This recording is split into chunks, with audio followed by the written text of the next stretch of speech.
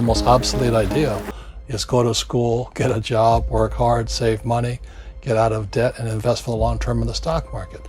See, why would you save money when they're printing trillions of dollars? The gap between the 1% and 99% is massive. You see, it's not just money. You have to step back and look at the bigger picture. So what do you do?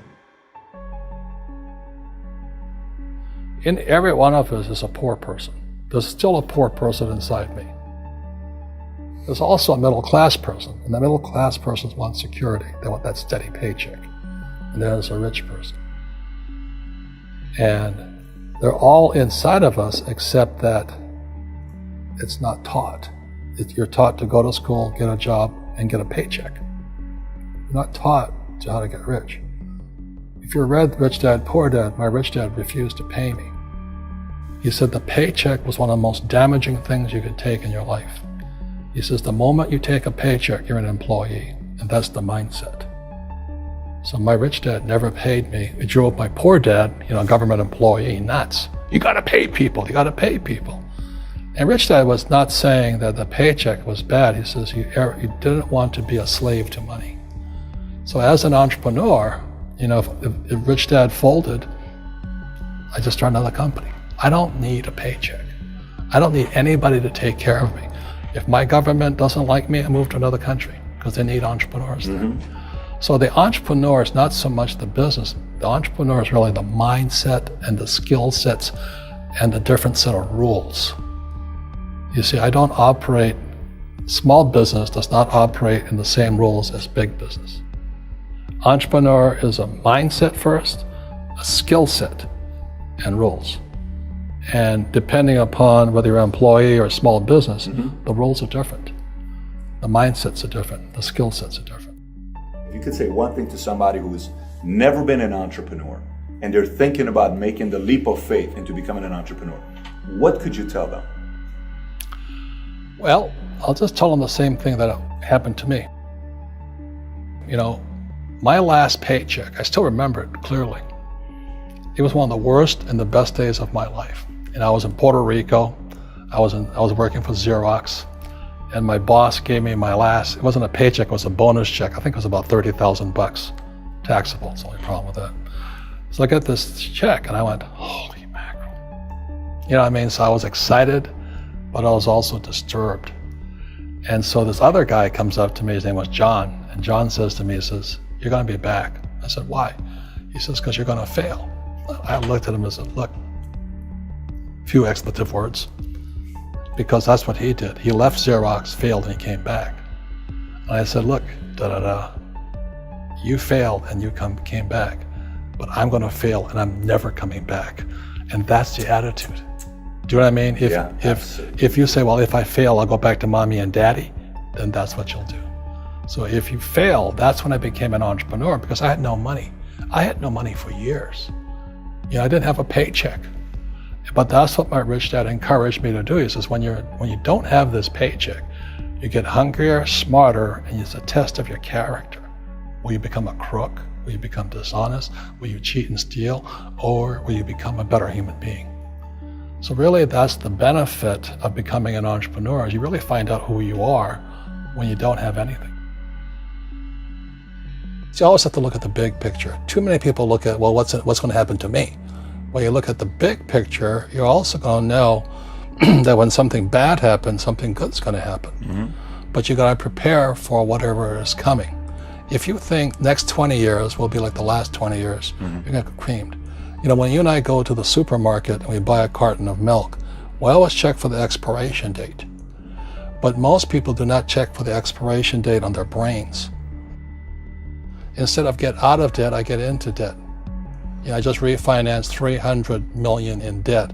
I went from 5% to 2.5% interest. I made a fortune. Every month, more money comes in because my cost of money has gone down. So while some financial experts are saying get out of debt, I'm saying learn how to use debt. See, when I came back from in Vietnam in January of '73, the first thing my rich dad said to me was go to school to learn how to invest in real estate. It wasn't real estate, it was how to use debt and taxes. Debt and taxes make the rich richer. Debt and taxes make the poor and middle class poor. So all the rich guys who are doctors and lawyers or, those guys, they're getting creamed and they don't know why. Doctors are getting creamed. Oh yeah, they're making more money, but the take home is less. Sure. My doctor just yelled at me. He was happy. He says, "Oh, guess what? I finally made $1 million." And I said, "Yeah, this was just 3 weeks ago." And so I said, "Yeah, well, how much you pay in tax?" He says, $750,000 in taxes. So his net was about $400,000. That's not bad. But when I make $1 million, I keep $1 million. And the reason is because I don't make it by working for money. See, if you work for money, you're taxed. So that's why lesson number 1 in Rich Dad, Poor Dad is the rich don't work for money. What we do instead is we create businesses as entrepreneurs. We acquire real estate. I don't want to invest in the stock market. Okay. So the reason is because as entrepreneurs, I have more control over my income, how much I make, and how much I pay in taxes. And because I'm an entrepreneur as well as an investor in real estate, I pay 0 tax. So every time I make, let's say, $1 million as an entrepreneur, I immediately invested in real estate and have a 4-to-1 step up. So I put $1 million in real estate, I get $4 million from the bank. That's why I love banks.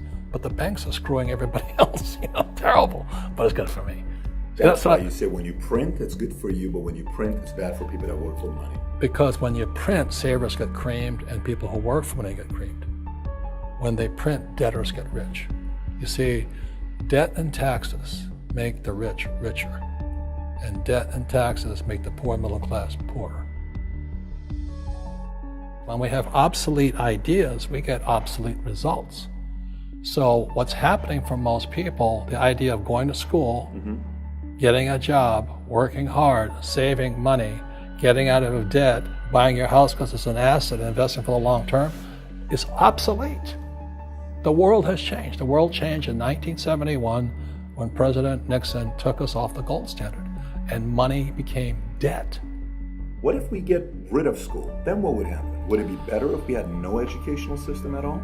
No, I'm saying education is more important before. It's just obsolete. There's Moore's Law which states information doubles every 18 months. In other words, everything's obsolete 18 months. So, and this is just a recent phenomenon. So when you come out of school, you're already obsolete. And that's why I'm the old guy, I meet my friends who went to Harvard. I went to Harvard. I said, yeah, that was how long, 50 years ago? Today, the banks are charging you interest to save money. In other words, banks don't want your money because they printed too much of it. And that's why there's this bubbles in stocks and bubbles in real estate and all this. People are dumping the cash because, as I said in here, savers are losers and cash is trash. And yet people are, well, I want a high-paying job. Well, that's an obsolete idea. Get out of debt is an obsolete idea. You should learn how to get into debt, how to use debt to get rich, and they'll never teach you about taxes. The reason the 1% is way up here and the 99% are going this way is because when you print money, 2 things happen: inflation and taxes. It's crushing them. And any entrepreneur thinks, I'm just going to make money, I'm going to start a business and make a lot of money because of what we talk about. They really have got to smell the roses, man. That's not what the real entrepreneurs are doing. Most entrepreneurs, there's 28 million small business owners in America. 24 million are what are one-person entrepreneurs. They're called non-employee entrepreneurs. So and that's what happens is when people don't really understand what an entrepreneur does. So most big people are self-employed, but they're not really entrepreneurs. The self-employed pay the highest taxes of all, and nobody tells them that. Yeah, it's also called the entrepreneurial spirit, but what we were actually talking about was there's no such thing as a bad economy. There's externally, you and I, we all have an external economy, but we also have an internal economy, and the willpower is to change our internal economy. So for me, I can see the good and I can see the bad. I don't really give a damn because I'm going to be rich anyway. But a poor person with a poor personal economy, all they're going to see is a bad economy because they don't know how to make money in any economy. And a middle class person, they have a middle class economy. What they want is a nice house and a steady paycheck and the job and the car. And so when you take their job away, to them, that's disaster. Well, since an entrepreneur doesn't have a job anyway, it's no big deal. So all I'm saying to people, and it's what Bucky Fuller taught me, is always two sides, you know what I mean? Unity is plural, at minimum two. So if you think the economy is bad, it's because your economy is bad. If you think that steady, employment is important, then you'll see an economy without jobs. Your economy versus the external economy. What you control versus what you can't control. I can control. Yeah, it's called an internal focus versus an external focus. So the real entrepreneur has an internal focus. That if they fall down, they say, "Oh, this is good, because I'm going to go up higher." The average person will fall down and say, "Oh, I'm going to take some Prozac," or somebody has a mistake. So, "Oh, the mistakes don't matter." Well, mistakes matter. It means you didn't know something. But a real entrepreneur, whether they fall down, they always can go up. They can stand back up and go higher. That no matter what happens to them, they get stronger and better and smarter and happier. But a person with a weak internal mindset is that they're so afraid of what happens, it generally happens.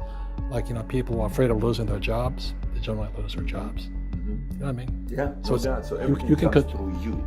Yeah, so the entrepreneur first job is to control inside here, not outside there. The moment you take that paycheck, you're an employee. You've got to be stronger than that.